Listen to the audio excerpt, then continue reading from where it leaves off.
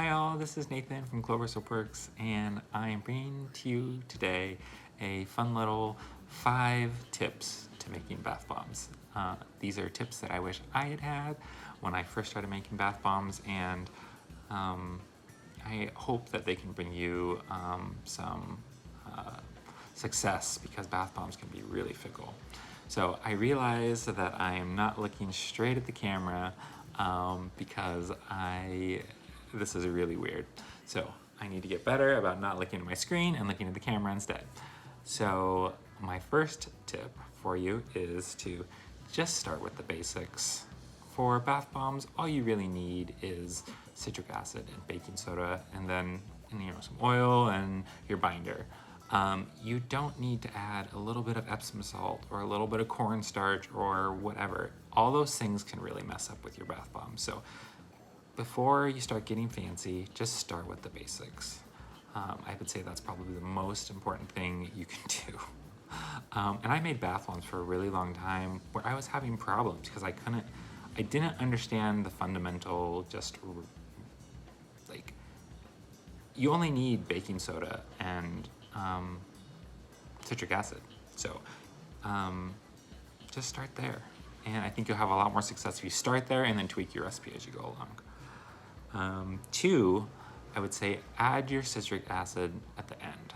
And the reason that this is important is it prevents a premature activation of your citric acid and your baking soda combination. So I do it my method is to generally, I will get my baking soda and all of my other things that I add to my bath bomb recipe, not the citric acid, I have that in a separate container. I add all of my liquids to the baking soda, and then I put it in a mixer and I just stir it really well for several minutes.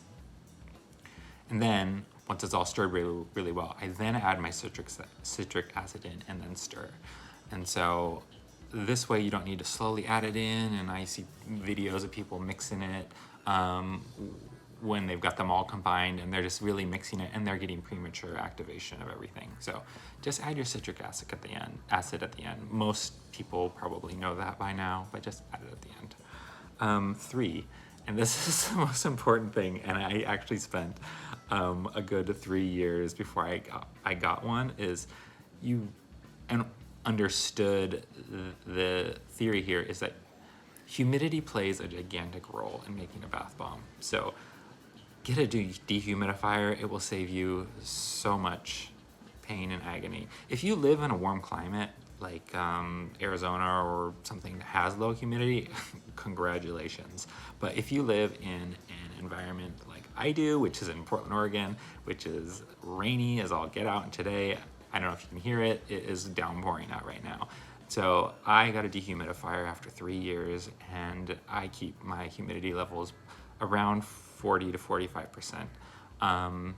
And that prevents your bath bombs from activating, because when I was having 70%, I'd make beautiful, gorgeous bath bombs, and then they would they'd prematurely activate and they'd get spots, little bubbles on them, and it's really not very pretty. It doesn't affect the bath bomb at all, but it's just not aesthetically pleasing. So definitely invest in a dehumidifier if you're going to be doing this for a big deal. One little trick is you can put your bath bombs in the oven. I would just put them in the oven, I would turn the light on, and then I would go from there. And that actually worked pretty well. So if you don't have a dehumidifier, put it in the oven. 4, I would say, for a basic ratio, I would say about 5% is correct on your liquids. So you've got all your baking soda and your citric acid, you only really need 5% liquid. So you'll probably want your oil. I highly recommend polysorbate 80 in any recipe. I see a lot of people don't add it when they add dyes. But polysorbate plays a bigger role in this. It helps prevent tubs from getting slippery, and the polysorbate 80 actually helps the oils absorb, emulsify with the water, and so you don't end up with an oil slick. The very first few bath bombs I made, I didn't have polysorbate in there, and it really was not good. And especially if you're using lake powders or using micas, you need it. And the polysorbate also helps to not have any staining on your tub.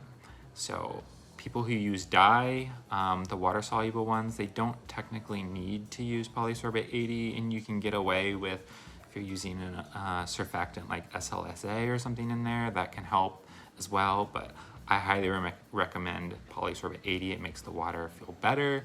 You don't have, it doesn't make your tub slippery, or it doesn't cause your tub to stain. It's the best. I say it's almost the most important ingredient in a bath bomb. And I put it in every single one. And no qualms about that one. And then finally, as far as colorants go, I would recommend to first start with lake powders. So there are lake powders, and then they're oil soluble, and then there are dyes which are water soluble. And the water soluble ones are fine, but they require a little bit more understanding. They have to be mixed with water first before they get their full effect. And so when you're mixing up a recipe or something, when you add your liquids, you basically have to have your dye in there at that moment. Otherwise, you won't be able to incorporate it into your baking soda. But lake powders are things that you can control, and you add them at the end. And so you have the ability to control how dark or how light you want your bath bombs to be. And they are just much more user-friendly. They don't produce super bright colors. They make the bath water very pretty. However, you see the bath art and whatnot, that is done with dyes. And some people can do it with lakes. It's not as good, but the dyes are what get you the really bright, vibrant colors, but they require a better knowledge. So also dyes are a lot more sensitive to UV. So if you are going to